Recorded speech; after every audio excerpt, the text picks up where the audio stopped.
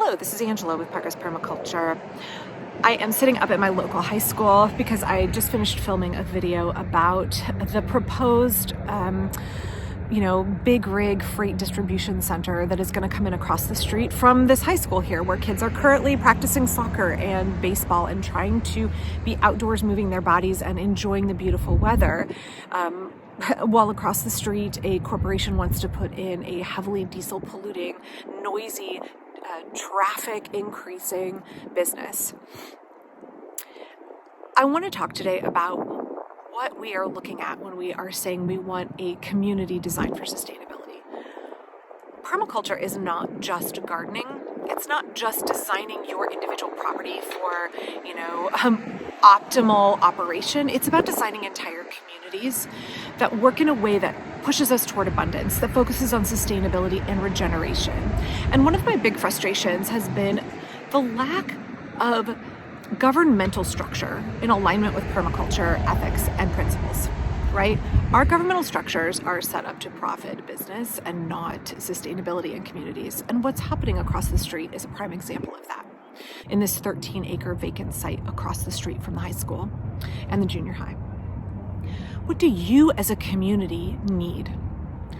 What is it that your community is lacking that this site could create an opportunity to meet that need for? They decided, folks who do not live in my working class diverse neighborhood, who don't know us, don't know what we want, decided paternalistically for themselves what Parkrose and Cafeteria needed. They decided that rezoning that facility to light industrial to create low-wage jobs was what this community wanted. Yes, we want more employment in our neighborhood. Yes, everybody should have more options for walkable employment. In fact, when we lived on the Central Oregon coast, might have to wait here for a motorcycle to go by. When we lived on the Central Oregon coast, my husband walked to work and we had one car and it was a wonderful short commute. He could come home for lunch sometimes. Having employment in your neighborhood is not a bad thing. In fact, it can be a key part of sustainable permaculture design, right?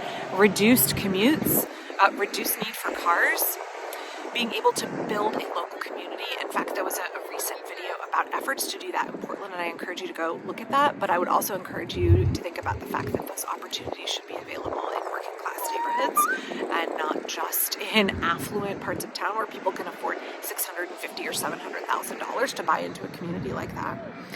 Neighborhoods like Parkrose and Cafeteria need those kinds of community infrastructure elements as well. And what we've seen is city government has built more around what industry wants and more around what folks who don't live in these communities assume that we would want. And I'm encouraged to hear that the city is kind of changing its economic opportunity and sustainability and business planning models to try and get more insight and more input from the community. What do you all think that we need to bring in here? What do you all feel would benefit your community? You all know your neighborhood best, and you have to live with the consequences of whatever businesses come in. So what do you all need? Those are incredibly important data points, and when we're looking at permaculture design, our design has to be really intelligently done and carefully laid out, and utilizing those permaculture principles, and utilizing the ethics of permaculture, including people care. When we have outside governmental forces deciding what is best for a community without input from that community, we are entirely lacking in people care, and those systems are going to fail.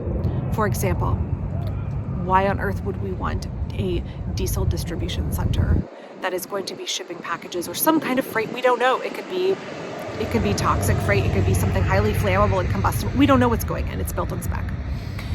When we want jobs in this neighborhood, we're not saying low wage jobs with high turnover, that the consequence, the harm that is done, the debt that is called in from bringing those jobs to the community is increased pollution. And we know that diesel pollution impacts the cognition permanently of children, and it impacts their pulmonary health potentially permanently.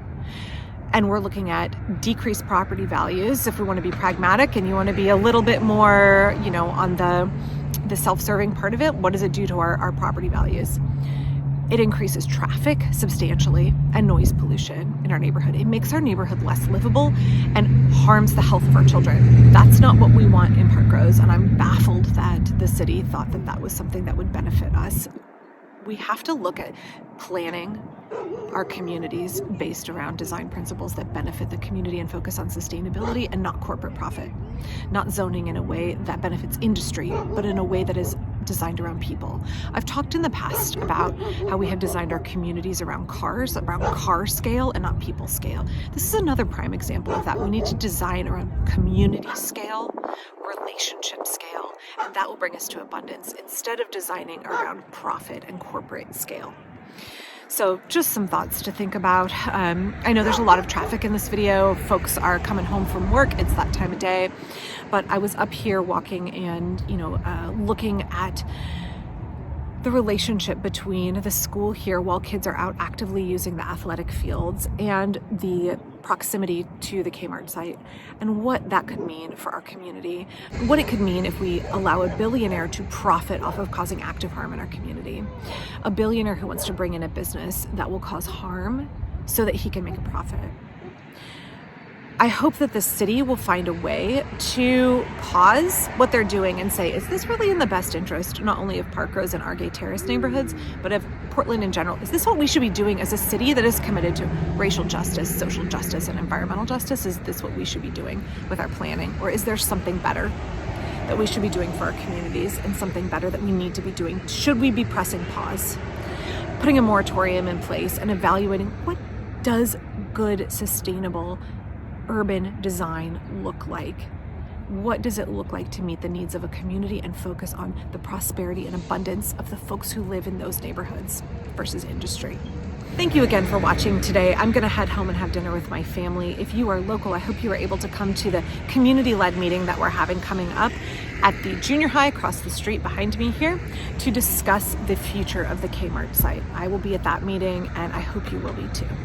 To those of you who are not local and have continued to support the petition around this issue in my neighborhood and have continued to be a vocal advocate for sustainable design, advocating for at-risk youth, advocating for communities that are being forced to bear the unfair share of progress in the city, I thank you. I thank you for being involved, and I thank you for caring, and I thank you for upholding permaculture ethics. And I'll be back very soon. Bye-bye.